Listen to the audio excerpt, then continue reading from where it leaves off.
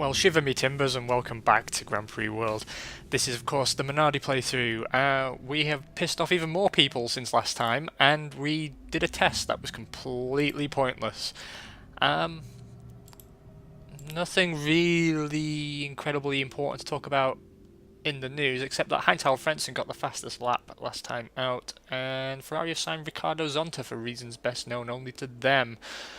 Williams have signed Juan Pablo Montoya a few years early. Um, Esteban Tuero looks to be moving to Arrows, and Sauber have signed Jarno Trulli.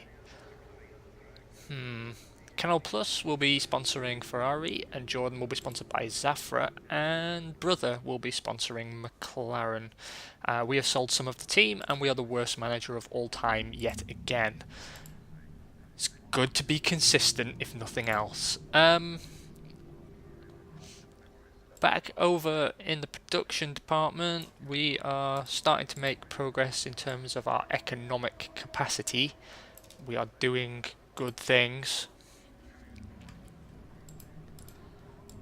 Gonna run a little bit low on production, but we're gonna put to the test that theory that we should get an extra spare part next turn. So, thanks again for bringing that up. Yeah, not really much else for us to worry about, is there really? Except we've got a whole buttload of repairs to perform that we don't really have the parts for. Well, we have to deal with the wear on this car. That much we do know. So let's try and get...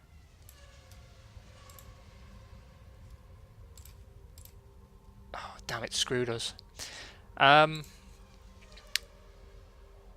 Car 2 we will definitely repair,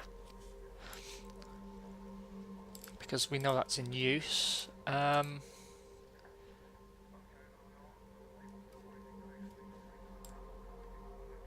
we'll try and get car 1 into some semblance of order. That test has really put us on the back foot, but it's good, you know, it shows the logic behind what I was doing, hopefully. We now have 3 cars that are fairly heavily worn that we can't really do much about. Over in sponsor land, we are not doing any hospitality because it was a waste of time and money. And a little bit of progress there on the Peugeot deal. I don't think we're really going to achieve very much. Holding out though to get the tyres sorted fairly soon, I hope. No cash money's coming yet from Intercond either, but let's see if we can't turn things around over the course of the next few rounds. We've got an extra round or two to commit to the first design stage of next season's car, and then we really do have to get moving on. Let's take a look at the team situation really quick, see if we can't get some more construction staff. Oh, we already have. Good job, me, in the past. No new tyre compounds because the tyre companies don't really know we're there. We do have a wet compound, but it's a generic one given to everybody, so again, no love lost. No setup points to spend, and we're going to keep everything as it is in terms of driver setup. Once again, we're going to be cutting short the next few episodes. I'm not going to go into quite as much detail unless a question comes up, because it's really next season where things begin to pick up pace and we can discuss interesting things, what happened in that. So let's blast through Canada, and then we'll do setup for round 8, see how the design process works out, and then we'll call it an episode, and you guys can bugger off for a nice weekend. Let's do it. 20 degrees and light rain, which is bad because it means we don't get to use the new wet tyre, but we also don't get dry conditions to run in. Yeah, this is going to be a real problem. But whatever. Qualified 18th and 21st, outside the 107% limit mandated, but we were allowed to take part in the race. The only one who will not be taking the start is Ricardo Rossit's Tyrrell, who was embarrassingly off the pace, I can only assume. Although to be fair, even Olivier Panis was outside the 107% limit. Damon Hill takes a pole position for Jordan on a 1:22.464. Michael Schumacher lines up next to him in the Ferrari on a 1:22.815. It's an incredible qualifying lap from Hill. Spectacular even. Hakkinen, Alesi, Irvine and Fisichella round out your top 6. 21 degrees, dry with a strong wind for race day. All the tyres are unused, so big time fun there.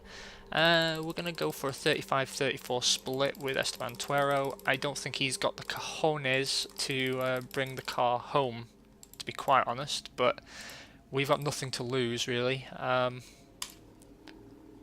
he doesn't. Engine failure taking out Esteban Tuero there. Giancarlo Fisichella and Olivier Panis both suffering engine failure also. Double DNF for Prost, with Stefan Sarrazin, the other Prost, being taken out due to hydraulic failure. The same problem plaguing Eddie Irvine's Ferrari. And brake failure takes out the Williams of Heinz-Harald Frentzen and the Stewart of Rubens Barrichello. Michael Schumacher takes the win ahead of Mika Hakkinen. David Coulthard takes the final podium position. And the remainder of the points are spread out between Johnny Newhouse in his Williams in 4th, Alexander Wurz with a strong run to 5th, and Pedro Diniz with an even more spectacular run to 6th, claiming the final points paying position for Arrows.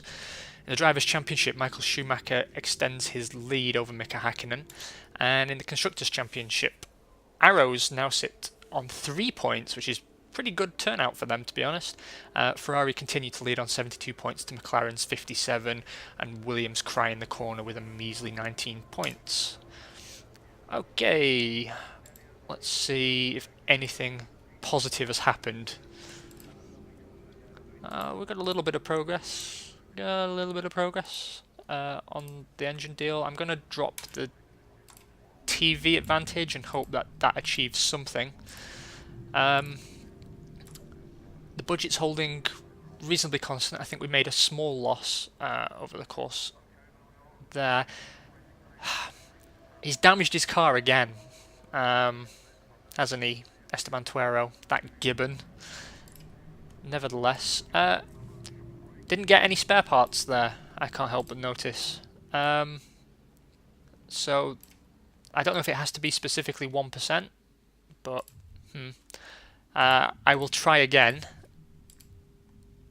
Now, put 1% on there, see what happens. In the design front, our car is legal, thank God. But we are not going to complete that first design stage, I don't think. If we go through to round 9, 10, 11, 12, 13, 14, 15, we could possibly give it one more round. I'm going to do it. It's a bit risky, but we'll do it. No testing for obvious reasons, I would hope. Each driver gets 1 spare part apiece. I'm going to have to do something about the wear on car 2. Actually, though, Nakano's running car 3, so he should get priority, actually, because he's not been binning it.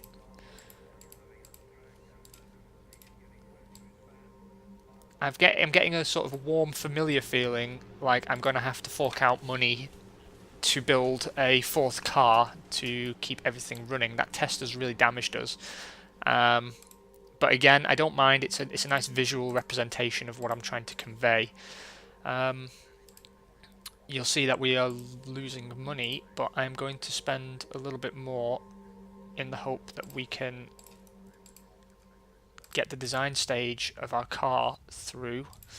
I'll grab a mechanic as well. Again, please don't replicate. You know, it's kind of do as I say, not as I do situation. I'm trying to be a little bit more aggressive, but I can already see the money creeping down, and it'll be a while into the next season before the money we accumulate through our various wheelings and dealings this season starts to trickle through and have some kind of effect. That's about all we can do right now. We're going to be running some seriously worn, even damaged cars, but that's the Minardi way. It is the way of our people. No setup points to speak of. No new tyres to speak of. Sad times. Still not going to bother with any spying, because even if we did discover something, there's not really much we could do with that information, and it means that we have to struggle with poor pit stops. Sorry, a bit of a sparse episode for you, this one, but we're just powering through now till the end of the season, and then I can start tutorializing again a bit once we've got a little bit more leeway. It's kind of hard to stretch out over the first 6-7 episodes. This idea of don't spend any money, it's not a super watchable concept, but such is the Minardi playthrough. Off to France we go. 31 degrees and dry for qualifying. Not sure that's really going to do us many favours. 20 and 21st, so our descent towards the bottom continues, but again, we kind of knew that was going to happen. David Coulthard picking up a pole position for McLaren, leading an all-McLaren front row with his teammate Mika Hakkinen next to him. Eddie Irvine out qualifying Schumacher for an all-Ferrari second row. Williams dominate the third row, Frentzen leading Newhouse, and it's an all-Benton affair in 7th and 8th position, Wurz beating teammate Fisichella. Ralf Schumacher and Pedro Diniz round out your top 10, Diniz having a pretty strong season thus far. 31 degrees and dry again for race day. We're going to put fresh rubber on Nakano's car, reduce his fuel load.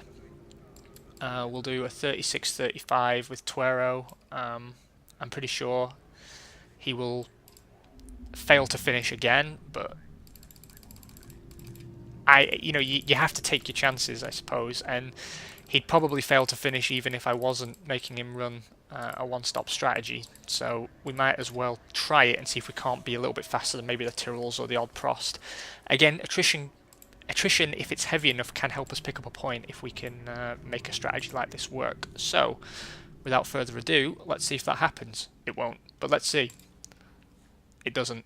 Mika Hakkinen takes the win for McLaren on a 135.21954 ahead of Eddie Irvine's Ferrari. Heinz-Harald Frentzen rounds out the podium for Williams, and Fisichella, Michael Schumacher and David Coulthard pick up the remaining points-paying positions. Coulthard obviously having a bit of a shocker there, dropping from 1st to 6th over the course of the race. Both cars finish, and both cars finish ahead of the Tyrrells. This time Tuero beating Nakano home. That time he saved by stopping only once, obviously paying off. Not so much attrition in this race. We lost 5 runners, 2 brake failures on both Jordans. Schumacher and Hill succumbing to brake failure there.